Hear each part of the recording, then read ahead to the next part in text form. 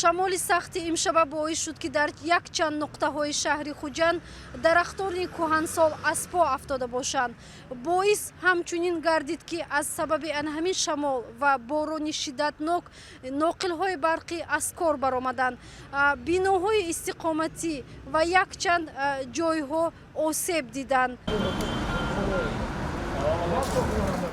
ин дарахти азимҷуса ҳангоми шамоли сахти шаби 29 апрел дар назди бинои хонаи маданияти рақами 1 шаҳри Хуҷанд афтодааст. Дарахти мазкур решакан шуда ба болои боми бинои истиқоматӣ афтода, роҳи даромадро ба ин бино пурра бастааст. Аз рӯи гуфти шоҳидон, кормандони раёсати ободонӣ, хоҷагию манзилӣ ва коммуналии шаҳр аз субҳ барои бартараф кардани монеаи ба миён омада корбарӣ карда истодаанд.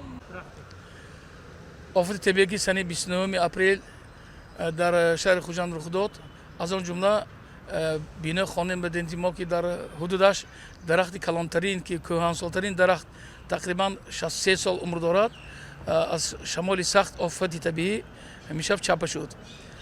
Тақрибан соатҳои 9 шаб буд ки навбатдори хонаи маданият Аҳроф Умидҷон тариқи телефонӣ ба ман занг гуфт ки аз офати табиӣ, аз ҳодисаи шамоли сахт дарахт чапа шудааст. Фавран мо кормандон соати 9-10 дар хонаи маданият ҷамъ омадем, дидем дарахти калонтарин чапа шудаасту бинои хонаи маданият осеб надидааст. Вале бинои истиқоматие ки дар ҳамсоягӣ бо шафати хонаи маданияти мо ҳузур дорад, каме осеб дидааст. Ҳамон замоно мо ба кормандони хоҷагии манзилии шаҳри Хуҷанд хабар додем аз ин ҳолат. Онҳо гуфтанд дар шаҳр бисёр офатҳои табиӣ ки рух додааст, онҳо бо ин корҳо машғул ҳастанд. Субҳидам раиси шаҳр дидан карданд аз ин ҳолат. Баъд аз он сардори хоҷагии коммуналии шаҳри Хуҷанд Қаландаров дидан намуданд ва ҳоло бошад аз ҷониби кормандони хоҷагии коммуналии шаҳри Хуҷанд ва инчунин кумитаи ҳолатҳои фавқулода ба сомонрасонии ин офати табиӣ рафта шудааст.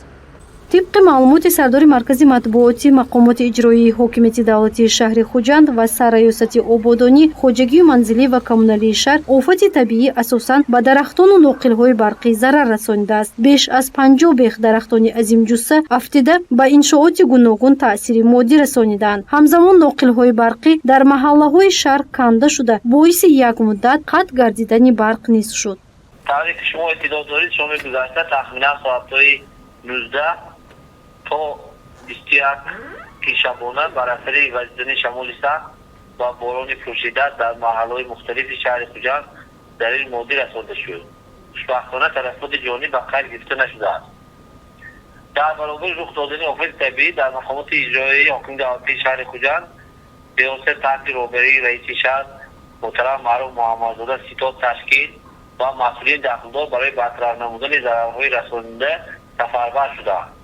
این مسئولین تا سحر در تمام گوشه و کنار شهر کار کردند برای برطرف نمودن آن زیانی که به اهالی و بعضی انشاءات رسانده شده بود و امروز نیز این کارها ادامه دارد. ساعت 1:47 این سنه 34 یعنی شبانگاه حرکت خط برق در با قسمت‌هایی که کنده شده بود خط نقل برقی برقرار شد و در تمام قلمرو شهر نیروی برق و شهروندان داده شد. همزمان جویبارها راه‌های اتومبیلی در قسمت میکرانویی سیوم در شهرهای استقلال یعنی شهرهای خوجند چناق قسمت میکرانویی سیوم و پایان میکرانویی‌های 4 و 5 بنابر باریدن باران زیاد و آمدن سیل از لای پر شدند و امروز از جانب اداره راهسازی شهر آن برطرف شده است. ҳамчунин иншооти гуногуни бунёдшаванда ки ҳудудашон бо тунукаҳо гирифта шуда буданд, бар асари вазидани шамол девори иҳотавияшон афтида дар бархе маҳаллаҳо боиси халалдор шудани ҳаракати нақлиёт гардид ки он низ бартараф шуда истодааст. Шамол ва борони шадид ба гулу меваи дарахтон ва киштзорҳо низ асар кардааст. тибқи маълумоти раёсати кумитаи ҳолатҳои фавқулода ва мудофиаи гражданӣ дар вилояти Суғд, вазиши шамоли сахт ва раъду барқ дар шаҳру ноҳияҳои вилоят аз соати 16:50 то соати 22:30 ба қайд гирифта шудааст.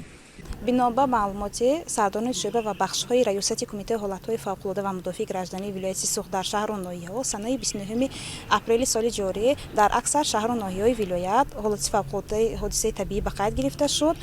ин ҳам бошад дар аксар шаҳру ноҳияҳо вазидани шамоли сахт, ба амал омадани раъду барқ, кандашавии бомҳои хонаҳои истиқоматӣ, иншоотҳои хизматрасон ва ёрирасон, инчунин вазидани шамоли сахт ва боришоти бо шиддати борон ба қайд гирифта шуд. дар натиҷа решакан шудани дарахтҳои калон, канда шудани хатҳои интиқоли барқ, зарар дидани бомҳои хонаҳои истиқоматӣ ва ёрирасон ва танҳо дар ноҳияи Масчо як нафар хисороти ҷонӣ. ин ҳам бошад ҳангоми боришоти бо шиддати борон, ҳангоми гузарондани чораҳои калони шохдор аз сои хурухсой ба селоба ғарқ шуда ҳалок мешавад ва санаи 30 апрел аз тарафи ҷасади шаҳрванди мазкур аз ҷониби ҳамсоягон дарёфт карда шуда ба мақомотҳои дахлдор супорида шуд. ва инчунин барои муайян намудани хисорот дар шаҳру ноҳияҳо комиссияи ҳолатҳои фавқулоддаи шаҳру ноҳияҳо фаъолият бурда истоданд ва ҳангоми дастрас гардидани маълумоти пурра, маълумоти иловагӣ пешниҳод карда мешавад.